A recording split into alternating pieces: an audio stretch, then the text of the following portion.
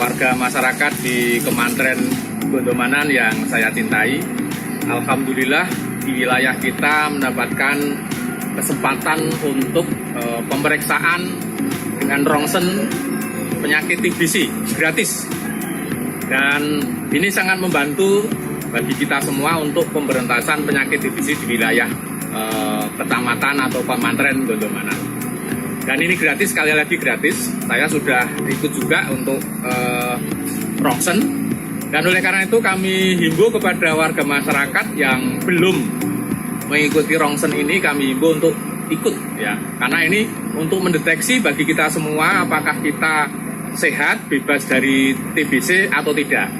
Dan kalau kita nanti bergejala TBC akan diobati secara berkelanjutan, sehingga ini tentu saja melindungi diri kita, keluarga kita, dan masyarakat di kiri kanan kita atau teman-teman handetolan kita dari penyakit TBC yang barangkali kita derita tapi kita tidak merasa.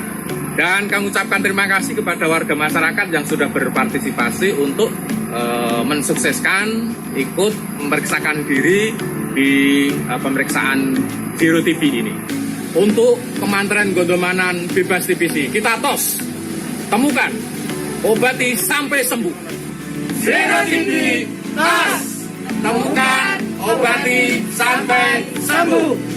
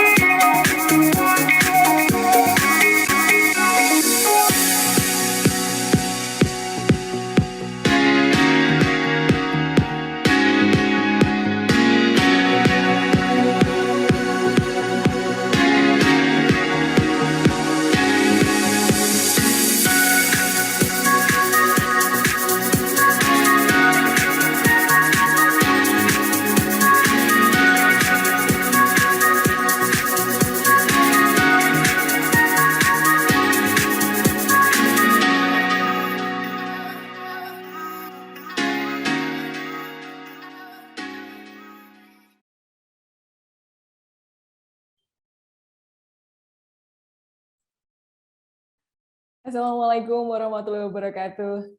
Selamat siang dan selamat datang kami ucapkan di acara TB Research Expo 2022. Persembahan Pusat Kedokteran Tropis Fakultas Kedokteran, Kesehatan Masyarakat, dan Keperawatan Universitas Gadjah Mada dengan tema peran Pusat Kedokteran Tropis UGM dalam riset dan inovasi TB menuju eliminasi TB Indonesia. Perkenalkan, nama saya Karisma Dewi, dan adalah sebuah kehormatan bagi saya untuk bisa memandu kegiatan pada kesempatan kali ini. Baik, Bapak Ibu yang kami hormati, sebelum kita mulai acara pada kesempatan kali ini, dengan segala kerendahan hati saya akan mengingatkan kembali beberapa aturan dalam acara hari ini. Yang pertama, peserta wajib menggunakan nama asli disertai dengan nama instansi. Sebagai contoh, Andi_Dinkes Sleman. Peserta juga harus memastikan audio dalam kondisi mute apabila sedang tidak dipersilakan berbicara. Peserta dapat mengajukan pertanyaan melalui kolom chat Zoom dengan format nama, _instansi, _narasumber yang dituju, _pertanyaan. Sekali lagi dengan format nama, _instansi, _narasumber yang dituju, _pertanyaan, atau bisa juga melalui fitur raise hand nanti saat sesi tanya dan jawab. Daftar hadir peserta akan dibagikan di kolom chat saat acara berlangsung dalam waktu yang ditentukan oleh panitia. Peserta dilarang mendistribusikan daftar hadir di luar chat room Zoom. Terdapat 5 door prize bagi penanya yang akan dipilih oleh panitia dan diumumkan di akhir acara. Sertifikat hanya akan diberikan bagi peserta di Zoom yang mengisi lengkap form presensi dan mengikuti webinar sampai selesai.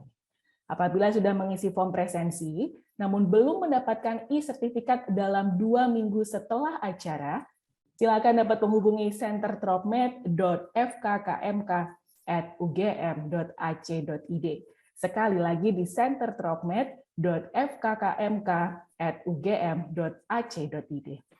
Pempresensi paling lama kami tunggu nanti malam pada pukul 23:59 waktu Indonesia bagian Barat. Baik, Bapak Ibu, untuk memulai dan menyambut Bapak Ibu dalam kegiatan acara kali ini, mari kita dengarkan bersama-sama sambutan dari Direktur Pusat Kedokteran Tropis FKKMK UGM, untuk itu kepada Bapak Dr. Riris Andono Ahmad, Master of Public Health, Doctor of Philosophy, disilakan.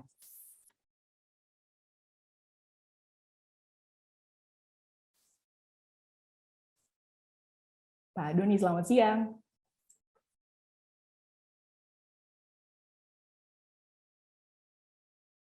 Baik, sambil kita tunggu kehadiran Pak Doni di room Zoom,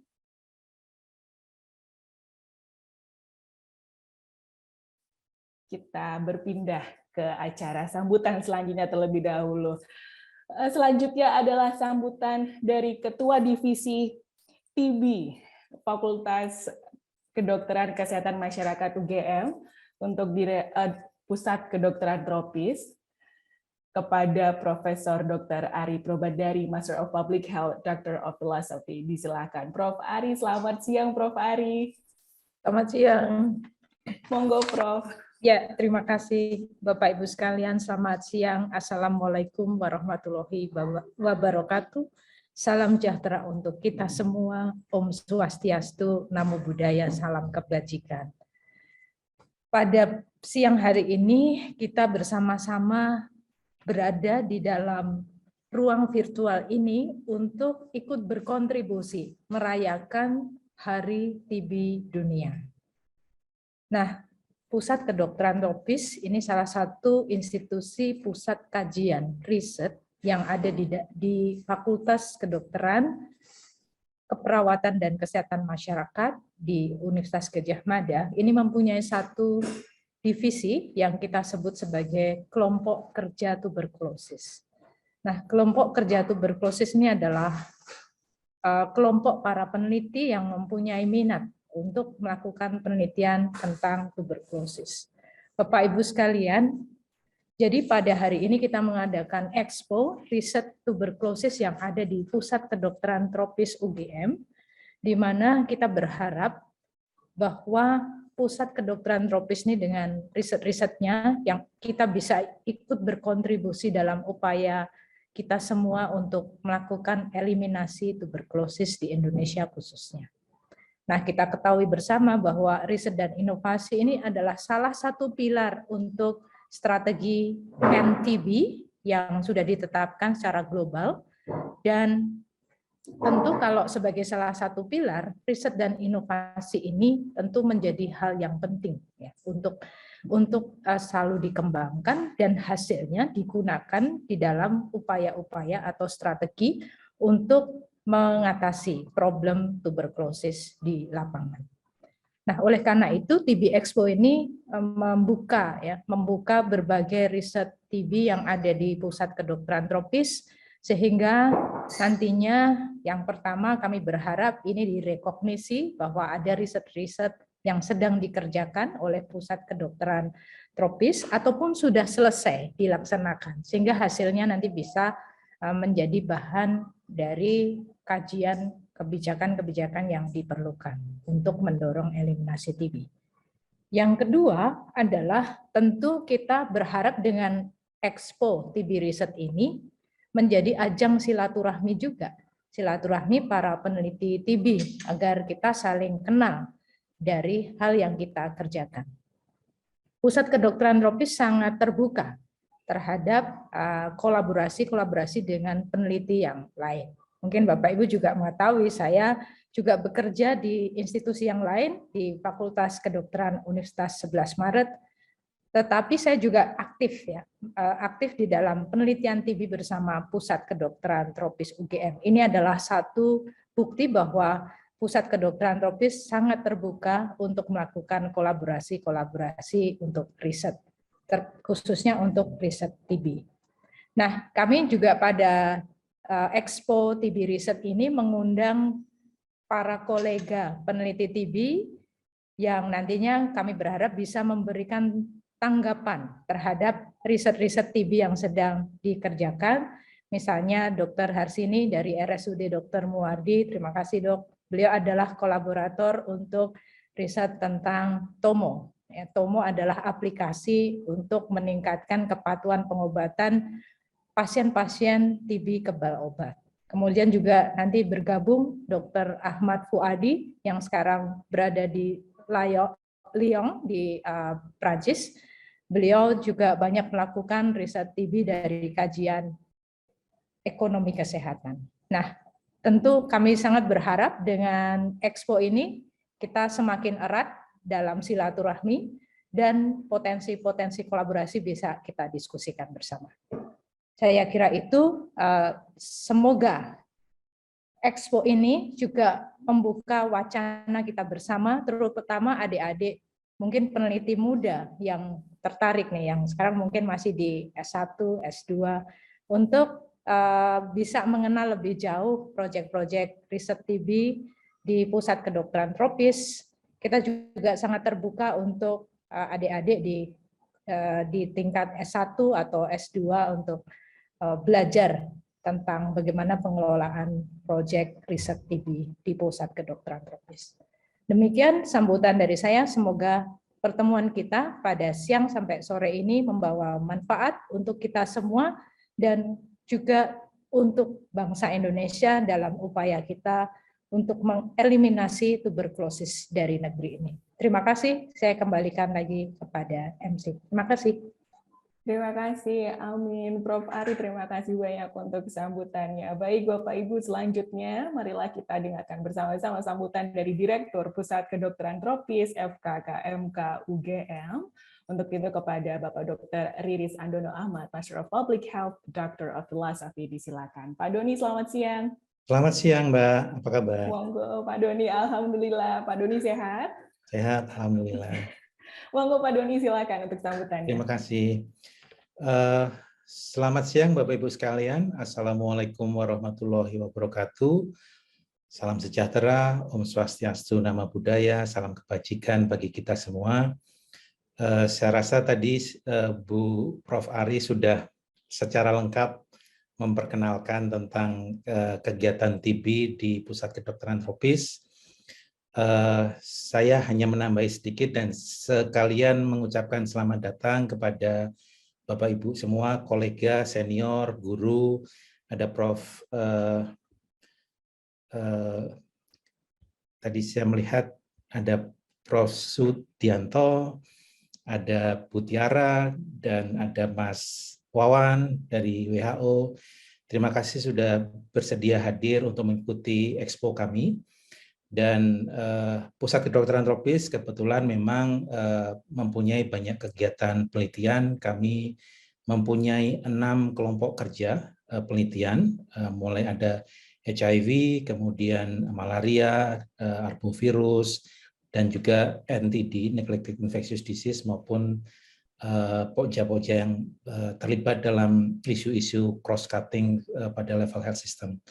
Nah, bukan kebetulan saya rasa, karena kepemimpinan Prof. Ari, Pokja TB di Pusat Kedokteran Tropis menjadi salah satu pokja yang sangat aktif dan produktif dalam melakukan berbagai macam penelitian terkait dengan TB. Dan saya rasa Hari TB tanggal 24 kemarin merupakan hari yang tepat bagi kita untuk menggelar expo ini, untuk memberikan atau mendiseminasikan kontribusi kami bagi penanggulangan TB di Indonesia. Dan harapannya tadi ada rekognisi dan juga ada kemungkinan kesempatan untuk melakukan kerjasama dengan banyak pihak. Kami membuka lebar pintu kami untuk kemungkinan kerjasama tadi. Prof. Ari yang merupakan profesor di UNS sangat aktif terlibat di dalam berbagai macam riset di tempat kami, dan saya rasa hal yang sama juga kami membuka pintu untuk kerjasama semacam itu. Pada mitra-mitra kami, mitra penelitian, kepada Bu Harsini, RS Muwardi, dan beberapa mitra yang lain, terima kasih selama ini atas dukungannya, dan harapannya kerjasama ini akan selalu berlanjut. Terima kasih atas kedatangannya kembali, dan selamat berdiskusi. Semoga bisa menghasilkan diskusi yang produktif. Wassalamualaikum warahmatullahi wabarakatuh. Waalaikumsalam warahmatullahi wabarakatuh. Pak Doni, terima kasih banyak. Pak Doni dan Prof. Ari nanti juga akan memberikan materi di topik kedua, Bapak Ibu. Baik, Hari Tuberkulosis Sedunia itu diperingati setiap tanggal 24 Maret secara global untuk mendorong TBC awareness sebagai isu prioritas pembangunan kesehatan nasional serta harmonisasi kepentingan pemangku kebijakan lintas sektor dalam rangka mendukung upaya-upaya proses eliminasi TB tahun 2030.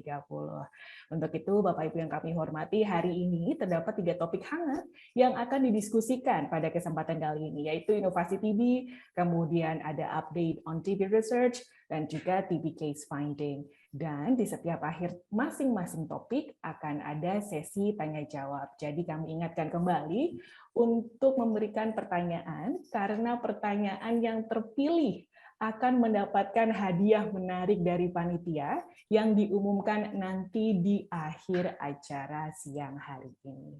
Baik, Bapak Ibu yang kami hormati, mari kita masuk ke topik pertama tentang inovasi TB. Topik ini akan langsung dipimpin oleh Dr. Bintari Dwi Hardiani, Master of Public Health. Di tahun 2018, beliau merupakan konsultan program TB and HIV WHO Country Office di Myanmar. Kemudian di tahun 2019, beliau menjadi Technical Officer program HIV Hepatitis TB WHO Country Office Myanmar juga. Dan dari tahun 2020 hingga saat ini, beliau aktif menjadi manajer TB Active Case Finding Zero TB Yogyakarta. Bapak Ibu yang kami hormati, mari kita sambut Ibu Dr. Bintari Dwi Hardiani, Master of Public Health. Terima kasih Mbak Karisma. Selamat siang Bapak Ibu, teman sejawat, dan mungkin para mahasiswa bila ada. Assalamualaikum warahmatullahi wabarakatuh. Salam sejahtera untuk kita semua. Topik yang pertama ini kita akan mendengarkan mengenai inovasi TB. Kenapa inovasi TB ini penting? Karena Indonesia ini masih berada di negara dengan peringkat yang di atas, tapi untuk beban TBC. Dan inovasi ini dibutuhkan supaya kita bisa menemukan kasus-kasus yang belum ditemukan atau belum terdeteksi, dan juga kita juga harus memfasilitasi pengobatan yang sifatnya jangka panjang seperti pengobatan TB resisten obat. Nah, pada kesempatan ini kita akan mendengarkan 2 presentasi mengenai inovasi yang kami coba tawarkan. Yang presentasi pertama kita akan berbicara mengenai INOS. INOS ini adalah inovasi yang sebetulnya sudah dirintis sebelum ada pandemi COVID, di mana kita pernah mendengar mengenai Ginos. Nah, sebelumnya prinsip yang sama digunakan untuk meng-create alat baru yang bernama INOS ini, dan alat ini akan potensial karena alatnya ringan, mudah, dan bisa dibawa-bawa, dan harapan kami dalam riset ini kita bisa membuktikan bahwa akurasinya akan cukup untuk dijadikan alat screening. Nah, untuk itu saya perkenalkan presenter pertama, Dr. Antonia Morita Saktiawati, PhD, sebagai Principal Investigator untuk proyek penelitian INOS TB ini. Sebelumnya, Dr. Antonia Morita pernah bekerja sebagai Head of Risk Management Subcommittee di Infection Control Committee Sarjito Hospital, kemudian pernah menjadi staf untuk divisi pulmo di bagian penyakit dalam Rumah Sakit Sarjito, dan tentu saja masih menjadi peneliti yang produktif untuk Pusat Kedokteran Tropis Universitas Gadjah Mada. Kami persilahkan Dr. Antonia Morita untuk mulai mempresentasikan kegiatannya selama 10 menit. Terima kasih.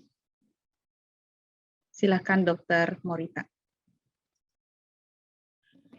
Terima kasih Mbak Bintari Dr. Bintari untuk pengenalannya.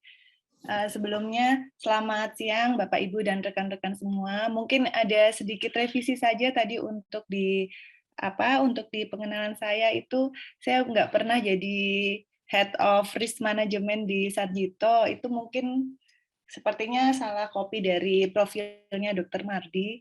Ya, untuk mengklarifikasi saja. Baik Bapak Ibu, ini saya akan mulai membuat besar. Oke. Ya, sudah terlihat ya. Baik, siang ini kita akan berdiskusi bersama tentang inovasi salah satu alat diagnostik, yaitu electronic nose untuk screening tuberkulosis di Indonesia.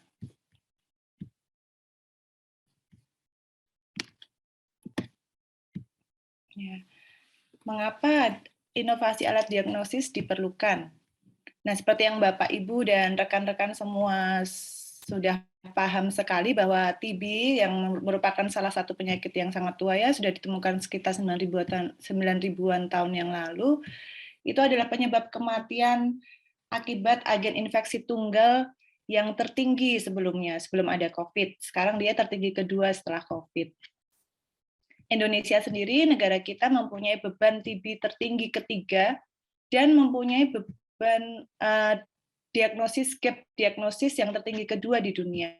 Kalau dari laporan terakhir Badan Kesehatan Dunia diperlihatkan bahwa dari sekitar 10.000 kasus TB, estimasi kasus yang didiagnosis hanya sekitar 5,9. Jadi 40%-nya tidak terdiagnosis. Kemudian untuk standar screening sendiri, WHO menganjurkan untuk menggunakan screening di mana menggunakan pemeriksaan gejala di mana sensitivitasnya hanya 70%, atau penggunaan foto ronsen dada.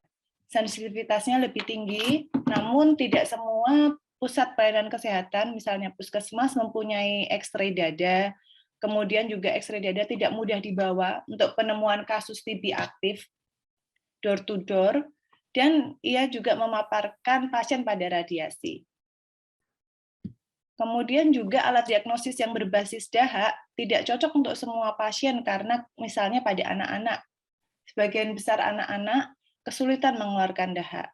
Kemudian juga anak-anak dan pasien HIV biasanya mereka mempunyai jumlah bakteri yang sedikit di dalam dahak sehingga pemeriksaan dahak menjadi tidak terlalu sensitif. Bahkan juga mereka mempunyai penyakit ekstra paru. Oleh karena itu, inovasi dan riset ini menjadi sangat kritikal untuk bisa memutus epidemi TB. Kalau kita melihat dari grafik yang dikeluarkan oleh Badan Kesehatan Dunia tahun 2014, dengan adanya inovasi dan riset dalam misalnya vaksin, obat, ataupun alat diagnostik, bisa menurunkan laju kasus TB hingga bisa mencapai target preeliminasi, yaitu sekitar 10 kasus, kurang dari 10 kasus per 1 juta pada tahun 2035. Tanpa adanya inovasi, diperkirakan target itu tidak akan bisa tercapai. Nah, namun grafik ini dibuat sebelum adanya COVID. Dengan adanya pandemi COVID, kita bisa melihat bahwa angka insidensi meningkat sangat tinggi, dan penurunannya pada tahun 2025 tidak bisa akan sama seperti kasus yang terjadi sebelum adanya pandemi COVID. Maka grafik ini menunjukkan bahwa inovasi dan riset semakin diperlukan untuk bisa menurunkan kasus dan memutus epidemi TB. Nah, INOS ini berawal dari mimpi kami untuk bisa membuat suatu alat diagnosis TB yang tidak invasif, mudah dioperasikan, mudah dibawa, memberikan hasil cepat, dan harganya murah. Jadi alat ini bisa digunakan untuk orang-orang di daerah pelosok, daerah terpencil yang jauh dari pusat pelayanan kesehatan. Dan juga alat ini bisa dioperasikan oleh siapapun, karena mudah dan juga untuk mungkin untuk orang yang tidak mempunyai background kesehatan. Nah, saat ini hanya ada 2 riset INOS untuk screening TB di dunia, yaitu di Indonesia menggunakan alat ini buatan Indonesia dan di Paraguay menggunakan alat buatan Belanda. Ini adalah INOS yang dibuat Gajah Mada, ini versi lamanya, sekarang ini versi cantiknya, sudah lebih bagus kemasannya. Tentu Bapak Ibu sudah lebih familiar ya untuk Ginos yang untuk mendeteksi COVID. Nah, bagaimana prinsip kerja INOS? Dasar pemikirannya adalah apabila ada patogen di dalam tubuh, aktivitasnya itu akan menghasilkan senyawa yang khas untuk setiap jenis penyakit. Senyawa tersebut secara umum bisa kita temukan pada saluran pernapasan, sehingga dari nafas pasien kita bisa mendiagnosis suatu penyakit. INOS itu sendiri bekerja analoginya dengan hidung manusia, sama seperti cara hidung manusia kita bekerja. Jadi misal ada suatu aroma akan diterima oleh hidung di sini, saraf-saraf di hidung, di INOS diterima oleh sensor, kemudian diproses oleh otak, kalau di manusia, di INOS diproses oleh suatu sistem artificial intelligence, yang dimana nanti hasilnya akan diberikan sehingga kita bisa mengenali bahwa bau ini adalah bau kopi, misalnya. Nah, INOS ini bekerja sama seperti hidung yang bisa mengenali bau kopi tanpa tahu apakah komponen kimia yang dikandung di dalam kopi. Oleh sebab itu, INOS sama juga seperti hidung membutuhkan suatu pelatihan sehingga dapat mengenali suatu aroma. Misal pertama kali kita mencium bau kopi, kita tidak akan tahu itu adalah kopi. Ketika kita sudah diberi nama itu baunya kopi, maka ketika kedua kali kita mencium suatu bau itu, kita langsung akan tahu, oh iya itu bau kopi. Oleh karena itu, pelatihan menjadi sangat krusial bagi INOS untuk bisa membedakan suatu penyakit. Nah, ini adalah fase pelatihan yang telah kita lakukan. Fase pertama dari uji INOS adalah fase pelatihan dilakukan di RS Respira dengan hasil sensitivitas 65%. Kemudian fase pelatihan yang kedua dengan INOS yang sudah lebih sempurna kita lakukan di Balkesmas Klaten dan Surakarta yang saat ini sedang berjalan. Di Balkesmas Klaten sudah ada sekitar 140 pasien, di Surakarta sekitar 90 pasien. Nah, pada fase pelatihan ini kita merekrut berbagai macam tipe pasien TB karena kita ingin melatih INOS untuk bisa mengenali berbagai macam spektrum TB, mulai dari TB yang aktif, TB subklinis ataupun TB yang masih laten infection. Nah, nanti rencana ke depannya akan dilanjutkan dengan fase kedua yaitu uji validasi di mana pasien yang akan dievaluasi untuk TB akan dimasukkan dalam penelitian, dan di sini akan melibatkan beberapa study set, ada 6 study set di seluruh Indonesia, di beberapa daerah di Indonesia. Kemudian harapannya bisa diteruskan untuk uji screening, di mana kita akan merekrut populasi yang mempunyai risiko tinggi TB, misalnya di daerah yang padat penduduk, dan juga masyarakat di daerah yang jauh dari pusat layanan kesehatan. Sehingga nanti pada aplikasinya INUS benar-benar bisa bermanfaat untuk masyarakat yang tinggal jauh dari pusat pelayanan kesehatan, juga untuk masyarakat yang mempunyai risiko tinggi TB. Semua orang yang berusia di atas 4 tahun dapat mengikuti penelitian ini. Nah, mungkin nanti Bapak, Ibu, atau rekan-rekan semua ada yang mungkin berminat untuk bisa bekerja sama dengan kami untuk menjadi tempat study site INUS ini, kami sangat open, sangat membuka kerjasama. Ini adalah tim peneliti kami sekarang secara full. Kemudian juga saya koordinator dari Balismas Klaten, ada Dr. Sigit Armunanto, dan saya tadi melihat ada Dr. Adit, terima kasih dokter sudah datang. Ada Pak Firdaufan dari Surakarta, ada Dr. Ari dari Respira. Mungkin demikian, terima kasih.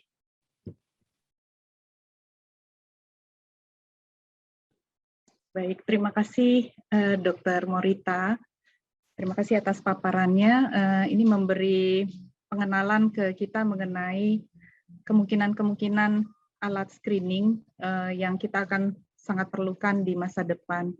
Mungkin juga sedikit klarifikasi supaya Bapak Ibu tidak salah. Tadi kan Dr. Morita menjelaskan uji profiling dan menjelaskannya sebagai fase pelatihan. Maksudnya yang di sini tuh yang dilatih alatnya ya, bukan hanya pelatihan tim, tapi melatih program AI-nya supaya semakin banyak terpapar, begitu. Baik, untuk selanjutnya kita akan mendengarkan presentasi dari Bapak Anis Fuad. Bapak Anis Fuad ini adalah co-investigator untuk proyek penelitian TBL yang akan membuat aplikasi TOMO, Tuberculosis Monitoring. Nanti aplikasi ini digunakan baik oleh pasien maupun dokter dan fasilitator yang akan mendukung pengobatan itu supaya bisa menyelesaikan pengobatan MDR-TB-nya. Nah, Pak Anis ini adalah ahli di bidang informasi kesehatan. Jadi beliau saat ini adalah kepala dari divisi cross-cutting di Pusat Kedokteran Tropis FKKMK UGM. Juga sebelumnya menjadi kepala divisi Pusat Kebijakan Kesehatan dan Manajemen sampai sekarang. Kemudian menjadi dosen untuk kuliah biostatistik, epidemiologi, dan kesehatan populasi di FKKMK UGM. Silahkan Bapak Anis Fuad untuk memulai presentasinya selama 10 menit. Terima kasih. Terima kasih Mbak Bin. Saya share screen ya. Ya. Baik. Nanti kalau saya hampir selesai waktunya diingetin Mbak Bin, biasanya kadang-kadang lupa. Terima kasih Dr. Bintari. Saya mencoba mewakili tim peneliti. Ini adalah tim peneliti yang kami mendapatkan support dari dulu Kemendikbud Dikti yang dipimpin oleh Pak Doni, ada Prof. Ari juga, mengembangkan aplikasi untuk monitoring TB. Presentasi ini sebenarnya diambil dari paper ini yang dapat diakses di F1000 Research, yang mana ini sudah kita rilis beberapa waktu yang lalu ya. Jadi tanpa dukungan dari PT UPT Dikti, penelitian terapan unggulan hibah penelitian terapan unggulan perguruan tinggi dari Dikti, kita tidak dapat melakukan riset ini. Dan dalam tim ini sebenarnya ada banyak pihak yang terlibat saya kira. Dan ini termasuk di sini ada nama Dr. Harsini, mitra kita dari Rumah Sakit Dr. Muardi yang juga terlibat dalam riset ini. Jadi mengapa kita melakukan atau mengembangkan riset ini? Saya kira ini terkait dengan meningkatnya kasus TB resisten obat, kemudian di berbagai literatur dan situasi di lapangan menunjukkan bahwa ada berbagai kendala yang menghambat akses terhadap layanan. Jadi center-center untuk layanan rujukan TB resisten obat itu memang tidak tersedia di semua fasilitas pelayanan kesehatan. Kemudian karena pelayanannya itu juga memang membutuhkan support yang kuat dari rumah sakit, dari penyedia layanan, sehingga memang diperlukan mekanisme untuk berkoordinasi yang lebih erat dengan pasien. Nah, ketika sekarang banyak orang memanfaatkan mobile phone, pertanyaannya adalah bagaimana kita dapat memanfaatkan teknologi seluler untuk mendukung itu semua. Jadi kalau misalnya pasien juga ada keluhan, mereka juga dapat melakukan reporting secara tepat dan harapannya nanti dapat direspon juga dengan cepat. Nah, kami bekerja sama dengan Rumah Sakit Dr. Muwardi dan alhamdulillah kita juga aplikasinya sudah mendapatkan haki dari instansi terkait. Tadi Mbak Murita sudah menyebutkan di depan tentang berbagai inovasi digital yang terkait dengan program TB. Saya kira banyak kalau Mbak Murita tadi lebih berkaitan dengan artificial intelligence ya, yang machine learning, yang mesinnya dilatih, disuruh belajar, ini yang di tengah. Nah, kami aspek yang lebih ke kanan lagi, yaitu bagaimana penggunaan mobile phone. Kalau di berbagai riset memang lebih banyak dipakai untuk support patient care, kemudian untuk surveillance, kemudian berbagai mekanisme yang dipakai juga ada. Saya kira banyak contoh yang ada di sini, dan tadi Bu Ari juga menyebutkan bahwa peluang untuk riset saya kira sangat terbuka, untuk apalagi ketika TB kita masih menjadi nomor 2 di global ya, jadi saya kira banyak opsi untuk riset. Ada studi lain yang juga menyebutkan bahwa kalau riset yang berkaitan dengan mobile, ini secara umum akan berkaitan dengan proses pemantauan pasien yang masuk dalam program TB, sehingga memang harus dipantau. Jadi mengacu kepada standar tentang direct observe treatment ya, dan mobile phone dapat dimanfaatkan untuk membantu proses monitoringnya. Ada beberapa teknologi yang sudah berkembang. Yang riset yang berkembang misalnya mobile phone dipakai untuk memantau proses minum obatnya. Jadi ada video observation therapy. Kemudian ada juga yang indirect monitoring teknologi. Jadi ada produk botol obat yang kemudian disertai dengan SIM card misalnya, sehingga nanti dapat membuat reporting secara langsung kalau botolnya dibuka, obatnya diminum. Atau ada yang wearable devices yang disertai dengan sensor yang kemudian dapat mendeteksi kalau obatnya sudah masuk ke dalam tenggorokan misalnya. Nah, ini yang saya kira berbagai teknologi itu beragam, dan saya kira semakin ke depan teknologi terus berkembang. Nah, kami mencoba untuk yang aplikasi app saja yang saya kira mungkin ini lebih berkaitan dengan fokus yang kita gunakan untuk memantau pasien. Harapannya ke depan aplikasi ini juga mestinya nanti akan bisa interoperable dengan sistem lain yang saat ini berbagai aplikasi atau sistem juga sudah dipakai di lapangan untuk mendukung pelayanan TB.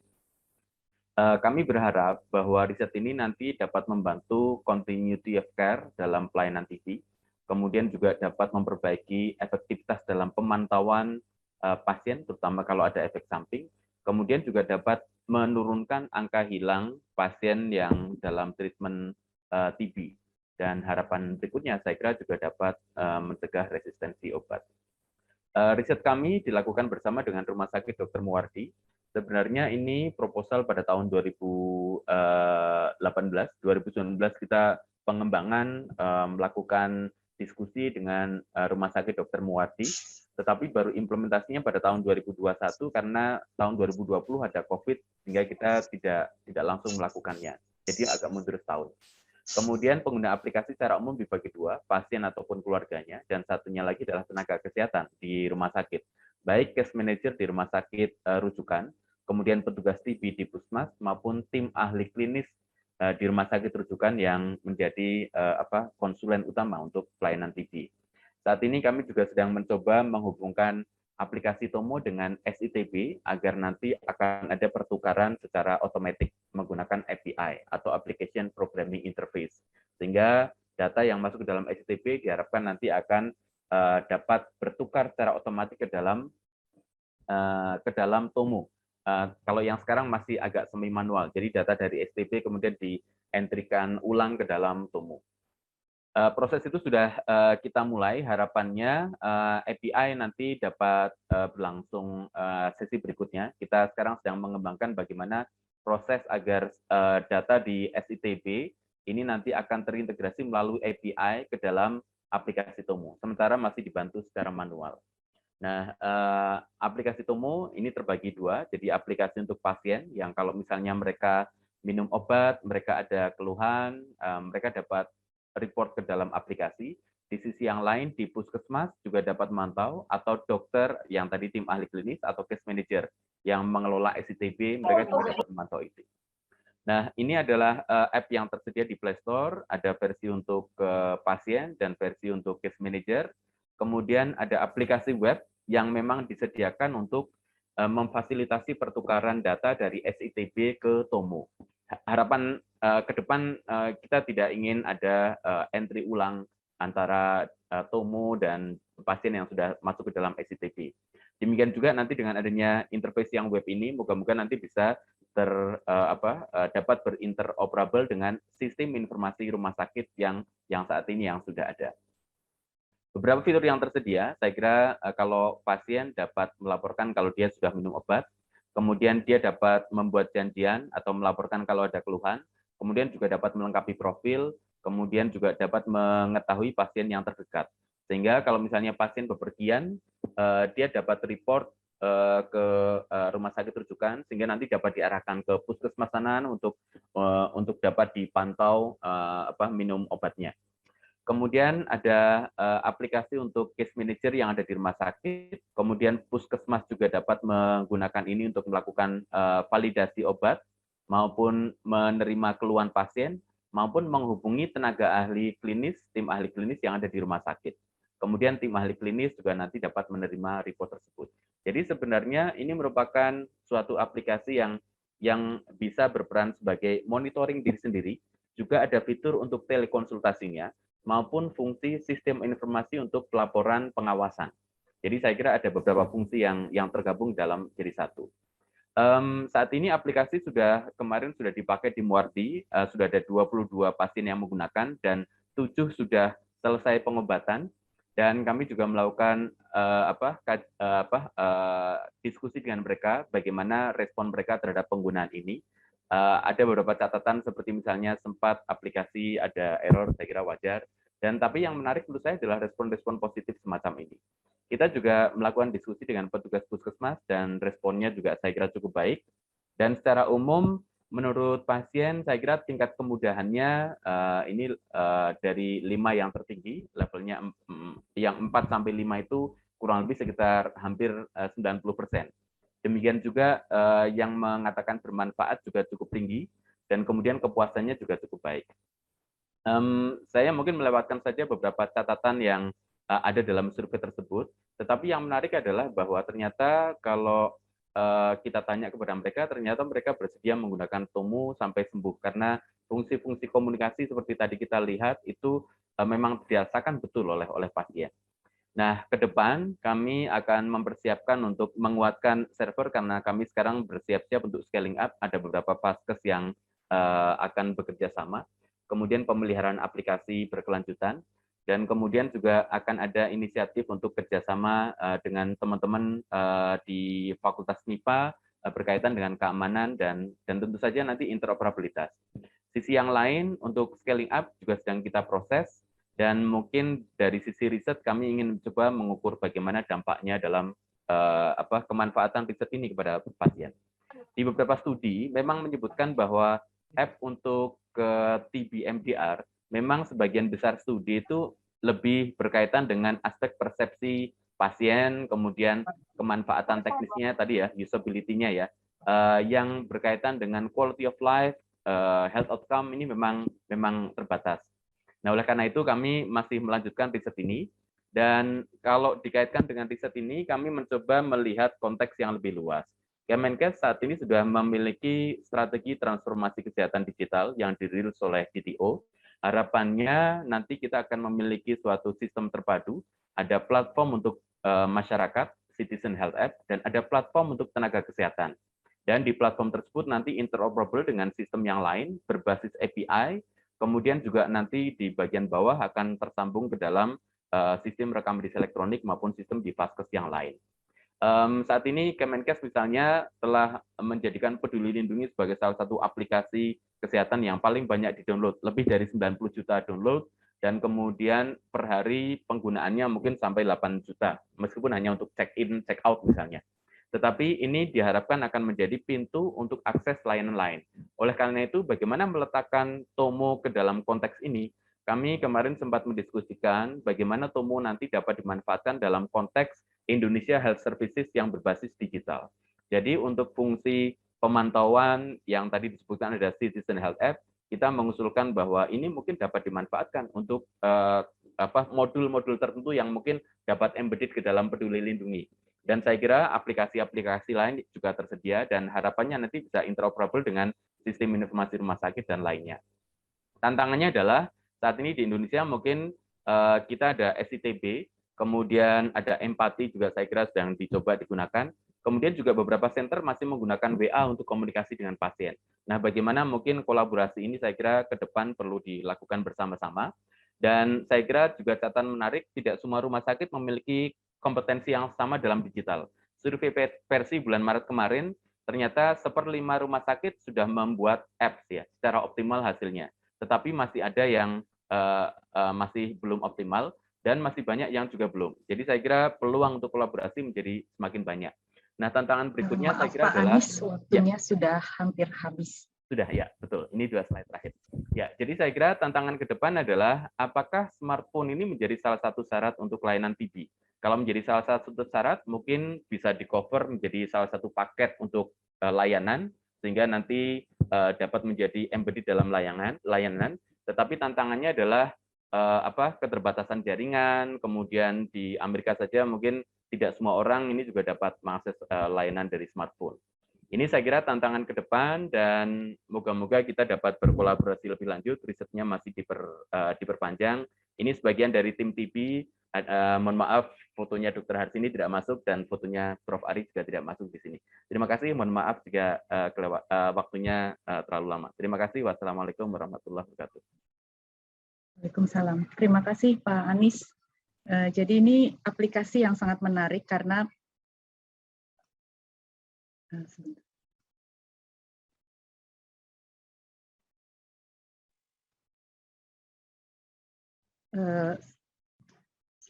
apakah suara saya masih terdengar? Masih Jelas. terdengar. Ya, karena saya tidak bisa mulai videonya. Baik, jadi ini merupakan inovasi yang menarik karena pengobatan TB-RO itu jangka panjang dan saat ini keberhasilan pengobatannya masih rendah dan banyak karena pasien tidak meneruskan pengobatan atau drop out. Jadi harapannya dengan aplikasi ini, terutama kalau diterima oleh semua pasien yang diteliti, itu akan menjadi salah satu solusi supaya pasien-pasien TB-RO bisa selesai pengobatannya. Baik, untuk selanjutnya kita akan mendengarkan kajian pembahasan dari 3 pembahas. Yang pertama adalah Dr. Tiffany Tiara Pakasi dari Kementerian Kesehatan. Beliau adalah Koordinator Substansi Tuberkulosis Kementerian Kesehatan dan sebelumnya sudah banyak mengurusi substansi penyakit menular lainnya seperti kusta, arbovirus, dan ya kusta, arbovirus, dan yang nomor 2 ini mungkin ini ya yang terbaru yaitu tuberkulosis. Nah, Dr. Tiara mungkin sebagai koordinator substansi TB di Kementerian Kesehatan akan membahas dari segi pemangku kebijakan bagaimana mungkin mengadopsi inovasi-inovasi ini di dalam penyelenggaraan program TBC. Silakan Dr. Tiara mungkin sepatah dua patah kata mengenai inovasi yang tadi dipresentasikan. Baik, terima kasih Dr. Bintari dan terima kasih juga Prof. Ari, Pak Doni, dan semua teman-teman dari UGM, dan congrats untuk Dr. Monita dan Dr. Anis Fuad ya tadi namanya ya, maaf kalau salah, atas dua studi atau operational research atau apapun itu terkait inovasi ya di program TBC. Selamat gitu. Nah, saya mungkin nggak bicara terlalu detail, hanya mungkin memang dua-duanya menarik ya, karena kita mau recover untuk menuju eliminasi TBC dengan permasalahan utama kita mau menemukan kasus sebanyak-banyaknya, dan yang tentunya yang sudah ditemukan itu mau SO mau RO itu mau kita jaga adherence-nya supaya bisa sembuh atau bisa sukses selesai pengobatan tanpa drop out atau loss to follow up dan lain-lainnya. Jadi dua-duanya relevan dan menarik lah ya gitu. Nah, yang terkait Dr. Monita, mohon maaf saya belum tadi nggak terlalu ini ya, biasa deh. Jadi dan saya belum terima sebelumnya sehingga saya mungkin secara isinya belum saya baca terlalu detail. Tapi tentunya kalau dari aspek manajerial ataupun aspek program, mungkin kalau boleh diberikan lebih detail atau sedikit pandangan dari Dr. Monita, kalau saya sebagai program manager itu ingin lebih tahu dalam gitu, si INOS ini selain sensitivity dan specificity, tapi mungkin juga tadi soalnya pakai apa sih yang istilahnya tuh yang harus makin lama makin pinter itu ya, saya lupa istilahnya. Nah itu tuh hitung-hitungannya gimana sih? Maksudnya sasarannya yang cocoknya itu untuk di tahap apa? Apakah pada populasi umum atau pada populasi berisiko atau pada siapa? Kalau bisa sampai pada umur berapa dan lain-lain. Mungkin itu. Dan apa sih keuntungannya kalau program pakai ini gitu kan? Nah lalu kalau ya, Pak Anis, terima kasih, ini kayaknya ini sekali ya, kekinian banget gitu Tomo ini di era transformasi digital yang sangat sangat bermanfaat lah di masa pandemi ini dan ke depan IoT dan lain-lain. Cuman mungkin untuk Pak Anis ya, tanpa bermaksud apa-apa, Pak Anis nggak sendiri nih kalau Tomo nih. Tomo ini udah banyak temennya kayaknya ya. Nah, jadi saya lagi-lagi perlu tahu kira-kira Tomo ini apa sih kelebihannya, karena saya sudah kenalan duluan sama empathy client gitu ya, itu untuk TBRO. Apakah Pak Anies sudah sempat mengenali itu juga? Apa sih bedanya dan apa kelebihannya kalau dengan Tomo ini? Lalu tadi sudah disampaikan juga pada slide-slide akhir tentang Citizen Health App yang akan yang sedang atau akan, pokoknya ini kaitannya belajar dari pengalaman COVID yang dari sekian banyak aplikasi akhirnya menjadi satu Peduli Lindungi gitu misalnya. Mungkin itu juga baik ya, dan terus terang kalau ini memang keren sih, saya senang aja nanti, tapi saya nggak ahlinya nih kalau ini, tapi saya bisa hubungkan ke DTO di Kemenkes gitu, karena memang DTO sedang berupaya atau sedang diberikan tugas gitu untuk membantu kami di program TBC untuk terkait recording and reporting ini, tapi lebih jadi penguatannya, tapi dilihat juga dari bukan cuma sekedar reporting, tapi juga part of service gitu, supaya nggak double-double, supaya nggak nyusahin banyak orang gitu. Jadi mungkin itu yang perlu saya dapatkan juga dari Pak Anies. Dan nggak harus sekarang sih, nanti juga nggak harus semuanya dijawab sekarang. Tapi kalau bisa dijawab baik. Dan saya sangat salut dengan dua studi ini. Mungkin itu Dr. Bintari dari saya. Terima kasih. Baik, terima kasih Dr. Tiara. Ini maaf karena kamera saya mendadak mati, jadi saya nggak bisa menyalakan video. Jadi memang masih panjang jalan untuk penelitian ini sampai proses adopsi, tapi ini sebetulnya menunjukkan harapan Dan inovasi seperti ini mungkin bukan hanya dilakukan di UGM, dan mungkin akan ada banyak inovasi. Kami senang bila Kementerian Kesehatan cukup terbuka untuk mengeksplor, mencoba mengadopsi inovasi-inovasi ini untuk kebaikan program TBC. Pembahas berikutnya mungkin dari mewakili klinisi yang bekerja di rumah sakit, Dr. Harsini.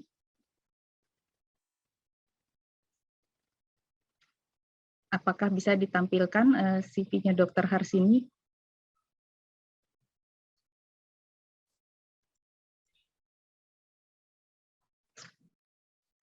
Baik, Dr. Harsini sekarang adalah dokter spesialis paru di Rumah Sakit Muwardi. Jadi beliau juga banyak mempunyai pasien, merawat pasien TB resisten obat dan kasus TB lainnya. Jadi mungkin silakan Dr. Harsini memberikan sepatah dua patah kata mengenai inovasi yang tadi dipresentasikan, baik untuk deteksi TB maupun untuk monitoring pengobatan TB-RO. Silakan Dr. Harsini. Terima kasih. Ini untuk waktunya ya, kami dari Rumah Sakit Dr. Muwardi. Jadi ini untuk kayak yang genus ya, Inus tadi, kami support sekali karena saat ini kan kita untuk deteksi TB itu kan susah ya, jadi masyarakat kan banyak. Cuma yang ini untuk yang ekstra paru itu mungkin perlu ditambahkan karena ini berarti kan untuk yang TB paru. Pada saat ini kan juga banyak TB yang di lainnya. Jadi untuk TB parunya kami support. Jadi pada dasarnya kami sebagai klinisi untuk menemukan ini seperti genus yang untuk COVID itu kami juga support, makanya ini untuk TB support sekali. Cuma untuk yang ekstra paru mungkin nanti bisa dikembangkan lagi karena saat ini juga banyak, apalagi yang TB HIV itu kebanyakan kan ekstra paru. Nah kebetulan untuk yang inovasi kedua saya juga ikut di dalamnya dan sudah memakai. Dan ini untuk sitomo, terutama yang untuk pasien TB-RO, apalagi untuk di masa pandemi yang pasien TB-RO itu juga takut ke rumah sakit, apalagi kalau rumah sakitnya itu sebagai rujukan COVID, ini mendukung sekali ya. Karena dengan aplikasi HP, saat ini kami, klinisi, itu bisa berkomunikasi dengan puskesmas yang merawat, maupun juga dengan pasien. Jadi pasien itu ngeluh apa, karena di notifikasi HP saya, itu akan ada pemberitahuan. Saya harus bagaimana. Kalau belum saya respon itu pemberitahuannya akan ada terus sampai saya respon. Nah, yang diharapkan memang saat ini masih WA ya, masih pakai WA, upload foto. Nah, yang diharapkan memang dari awal itu kita bisa melihat kalau dia muntah, kita bisa lihat muntahannya. Kalau dia bagaimana kita bisa melihat kondisi pasien saat itulah itu yang diharapkan untuk pengembangan Tomo ini. Itu akan mendukung sekali karena untuk pasien TB-RO itu ke tempat rujukan kan cuma sebulan sekali untuk yang fase intensif, 2 bulan sekali untuk yang fase lanjutan. Jadi untuk komunikasi dengan TAK yang di tempat rujukan itu kurang, apalagi pada masa pandemi ini. Tetapi untuk dengan Tomo ini kami bisa komunikasi kondisi pasien-pasien. Oh ini pasien yang di Sragen, oh ini pasien yang di Sukoharjo. Oh kondisinya apa, keluhannya apa, dan kami bisa instruksikan kepada puskesmas. Jadi TAK yang di pusat rujukan bisa komunikasi dengan yang merawat di puskesmas. Obat apa yang di puskesmas itu bisa, walaupun saat ini juga dibantu dengan video call maupun WA, tapi dengan notifikasi pasien yang di rumah itu kita bisa memonitor. Juga dengan Sitomo kan kita bisa melihat keaktifan petugas. Yang aktif petugas mana? Yang respon lambat apakah mungkin tempat saya yang dari Muwardi, juga tempatnya puskesmas, itu juga bisa untuk menilai petugasnya yang secepatnya untuk merespon. Jadi tidak hanya pasiennya aja yang ngeluh, tetapi kita bisa dengan Sitomo ini bisa melihat keaktifan. Apalagi kan nanti kalau petugas sudah bisa disambungkan ke SITB, bisa membuka pasien ini bagaimana monitornya, bagaimana dengan BTA-nya atau monitornya. Ini bagus sekali. Jadi tinggal support untuk yang kemarin sudah dikembangkan untuk mengembangkan Solo Raya ya, kemarin ke Sragen. Nah ini mungkin untuk piloting apakah satu Jawa Tengah, karena itu untuk dikembangkan semua, itu monggo kami sebagai klinisi support sekali karena bisa membantu pasien yang mana tidak bisa berjumpa atau harus bertatap muka langsung, tapi melalui aplikasi Sitomo. Itu aja yang bisa kami sampaikan. Pada dasarnya kami sebagai klinisi dan ikut terlibat support sekali untuk Sitomo ini. Terima kasih. Baik, terima kasih Dr. Harsini. Jadi sebetulnya tadi Pak Anies menampilkan respon dari pasien yang mencoba, lalu saat ini Dr. Harsini sebagai klinisi yang juga terlibat dalam penelitian ini juga menyatakan sudah mencoba dan cukup menarik, cukup gimana ya, bisa dipakai dalam kegiatan monitoring pasien sehari-hari. Terima kasih Dr. Harsini. Terima kasih. Sekarang kita akan mendengarkan ulasan dari dokter yang bekerja di Bapelkes Klaten, Balkesmas Klaten, Dr. Aditya. Dr. Aditya juga mungkin sempat terlibat dalam penelitian INOS, mungkin sebagai dokter yang memberikan pelayanan ke pasien TB dan penyakit paru lainnya di Balkesmas Klaten. Dr. Aditya, silakan menyampaikan ulasannya mengenai inovasi yang tadi dipresentasikan.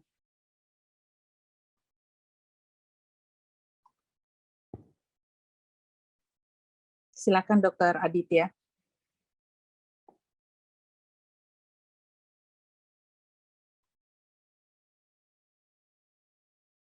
Apakah Dr. Aditya ada di sini? Baik, mungkin sambil menunggu Dr. Aditya, kita bisa mulai menjawab pertanyaan-pertanyaan yang muncul di chat. Mungkin saya pilihkan satu pertanyaan untuk tiap pembicara dan selebihnya akan mulai dijawab langsung oleh pembicara karena waktunya terbatas. Untuk pertanyaan untuk Dr. Morita dari Bapak Bondowoso, apakah INOS bisa digunakan untuk diagnosis TB resistan obat atau TB ekstra paru? Silakan Dr. Morita. Terima kasih Dr. Bintari untuk waktunya dan terima kasih untuk pertanyaannya. Jadi saat ini memang untuk pasien yang kita masukkan yang dalam penelitian, partisipan yang kita masukkan dalam penelitian juga termasuk pasien ekstra paru. Jadi tidak hanya pasien TB paru tapi juga ekstra paru. Karena kita ingin melatih INOS juga untuk bisa mengenali TB ekstra paru. Pada penyakit lain pun, elektronik NOS juga sudah dibuktikan bisa mendeteksi penyakit yang di luar sistem pernapasan. Jadi tidak hanya di pernapasan. Misalnya pada kanker ataupun diabetes, itu juga bisa didiagnosis oleh INOS. Maka dalam penelitian ini kita juga masukkan ekstra paru.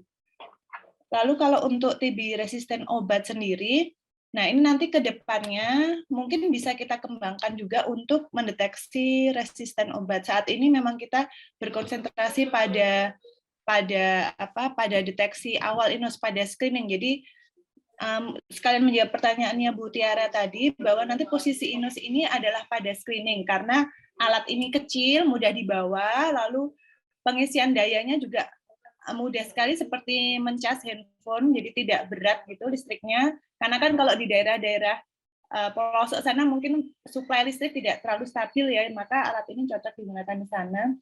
Kemudian juga alat ini tidak invasif karena tidak perlu menggunakan dahak. Kemudian juga memberikan hasil yang cepat dan murah. Maka tujuan kita adalah screening. Tujuannya nanti INOS ini menghasilkan sensitivitas yang tinggi, maka lalu pasien bisa dirujuk untuk pemeriksaan yang lebih spesifik, misalnya gen expert yang juga menjadi, ataupun kultur yang menjadi standar diagnosis. Lalu ya tadi ya Mbak Dr. Bintari, kalau yang untuk resisten obat itu kemungkinan nanti ketika INOS sudah bisa dipakai untuk screening, bisa kita kembangkan untuk resisten obat. Tapi untuk saat ini memang belum ada rencana ke sana. Terima kasih. Jadi memang alat ini dikembangkan untuk screening dulu ya, Dokter Morita ya. Nanti kan sesudah di screening pasien ini akan dikonfirmasi lagi dengan pemeriksaan laboratorium seperti itu ya. Betul. Ya. Baik, terima kasih Dokter Morita. Saya pilihkan satu pertanyaan untuk Pak Anies. Ada pertanyaan dari Dokter Billy. Bagaimana aplikasi Tomo menjawab tantangan masalah aksesibilitas sinyal dan alat-alat, misalnya pasien yang rumahnya susah sinyal atau mungkin HP-nya bukan HP yang bisa menggunakan apps tersebut atau tidak ada komputer dan sebagainya. Silakan Pak Anies. Ya, terima kasih pertanyaannya. Ini makanya kemarin sekitar beberapa minggu yang lalu ya, ada artikel di, kalau nggak salah di JAMA, itu judulnya adalah infrastruktur itu sebagai hak asasi untuk pelayanan kesehatan. Karena layanan kesehatan itu sekarang sudah mulai banyak memanfaatkan digital, apalagi di era pandemi. Jadi ketika orang sekarang bicara tentang universal health coverage, mungkin yang juga penting adalah universal digital coverage. Itu saya kira menjadi tanggung jawab pemerintah, itu yang pertama. Kemudian yang kedua adalah kalau dari sisi aplikasi yang kemarin kita bangun, memang belum disertai dengan fitur yang spesifik, misalnya beberapa teknologi yang memungkinkan kombinasi antara offline dan online. Itu memang belum kita gabungkan, tetapi sebenarnya teknologi itu tersedia. Jadi misalnya, katakanlah kalau app itu dapat dibuat fitur ketika akan reporting, nanti datanya tersimpan dulu di lokal, di memori lokal, ketika ada sinyal baru terkirim. Itu saya kira memungkinkan, tetapi karena kemarin kami studinya hanya di Solo dan semuanya digital akses tersedia, jadi tidak digunakan fitur tersebut. Tetapi saya kira kalau misalnya kita akan ekspansi yang luas dan melihat daerah Indonesia yang juga cukup luas, fitur tersebut saya kira dapat dimanfaatkan atau dikembangkan. Selain fitur misalnya katakanlah offline dan online agar nanti sinkronisasi, juga dapat digunakan kombinasi yang lain, misalnya adalah penyimpanan image atau video dalam kualitas yang rendah atau terkompresi. Itu saya kira memungkinkan. Detail teknis saya kira bisa dibahas lebih lanjut karena waktunya pendek. Saya cuma ingin berkomentar ke Bu Tiara. Terima kasih Bu Tiara atas masukannya. Memang betul kami juga melihat bahwa ada beberapa inovasi yang lain, makanya tadi kami sebutkan bahwa teman-teman yang lain mungkin ada yang juga menggunakan empati. Kemarin kami juga diskusi dengan teman-teman di Pajajaran, mereka juga membuat WA group dengan pasien, dan kemudian pasien diminta mengirimkan video. Nah, tantangannya ya demikian, di WA grupnya nanti videonya jadi penuh misalnya, dan itu juga menjadi isu yang lain. Kalau saya boleh usul, mungkin nanti dari Kemenkes misalnya mengumpulkan beberapa inovasi yang sejenis, dan kemudian nanti kita inline-kan dengan DTO, sehingga nanti kemudian bagaimana langkah ke depan. Saya kira kalau konsepnya sekarang interoperabilitas, fitur-fitur yang sama nanti saling di-share apa yang sama, API-nya mungkin akan menjadi API yang sama, sehingga nanti akan ke depan. Dan kemudian nanti dapat diklasifikasi daerah yang minimal nanti menggunakan kombinasi dengan teknologi yang lain. Itu yang pertama. Kemudian yang kedua, saya kira peran Pusdatin masih menjadi sangat sentral, karena DTO mungkin lebih operasional secara teknis interoperabilitas, tetapi yang berkaitan dengan program dan berkelanjutan sampai dengan regulasi mungkin ke Pusdatin. Mungkin jika para peneliti inovator ini difasilitasi ketemu dengan Kemenkes, Pusdatin, dan program, saya kira akan baik ke depan. Terima kasih. Terima kasih Pak Anies atas jawabannya. Tadi sebetulnya ada satu pembahas yang harusnya memberikan ulasan mengenai penggunaan alat TB, penggunaan Inos TB dan Tomo dari lingkup fasilitas kesehatan point of care. Saat ini sudah ada Dr. Aditya dari Balkesmas Klaten. Silakan Dr. Aditya kalau ingin menyampaikan ulasannya mengenai inovasi tadi. Baik, terima kasih Dr. Bintari. Selamat siang Bapak Ibu sekalian. Pertama-tama kami dari Balkesmas Wilayah Klaten mengucapkan terima kasih sudah dilibatkan dalam penelitian ini, dan menurut kami ini memang inovasi yang luar biasa karena memang dengan yang sekarang dengan Gen Expert memang ada beberapa kekurangan ya, dan mudah-mudahan dengan adanya inovasi ini selain lebih praktis, lebih singkat, juga lebih murah ya. Dan saya mewakili dari instansi juga, kami dari Balkesmas Wilayah Klaten siap untuk dilibatkan dalam berbagai penelitian yang lain, dan juga siap untuk melanjutkan penelitian INUS ini. Mungkin karena terbatasnya waktu, sekian dari kami. Dan untuk saat ini pasien-pasien juga kami sempat menanyakan ya, jadi mereka juga sebenarnya lebih apa, katanya lebih enak ya dengan alat ini, katanya lebih praktis, nggak usah bolak-balik, nggak usah ini. Jadi mudah-mudahan bisa semakin berkembang alatnya. Mungkin cukup sekian dari saya. Terima kasih. Selamat siang. Terima kasih Dr. Aditya yang sudah menjelaskan pengalaman dari point of care. Semoga kedua penelitian ini bisa kita kembangkan sampai siap untuk diadopsi, dan semoga ini benar-benar akan berkontribusi pada penemuan kasus dan juga selesai pengobatan untuk pasien-pasien TB-RO. Nah, karena waktu sudah habis dan kita akan mendengarkan presentasi-presentasi lain yang lebih menarik juga, maka saya cukupkan sesi yang pertama itu sampai di sini. Terima kasih atas perhatian Bapak, Ibu, teman sejawat, teman-teman mahasiswa. Semoga diskusi mengenai inovasi TB ini berguna.